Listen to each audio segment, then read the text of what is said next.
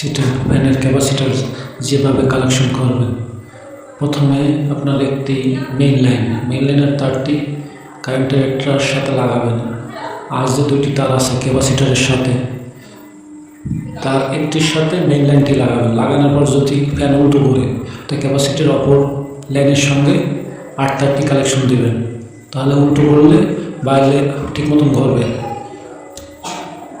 এভাবে কালেকশন দেবেন। দেখুন আমি কীভাবে করছি।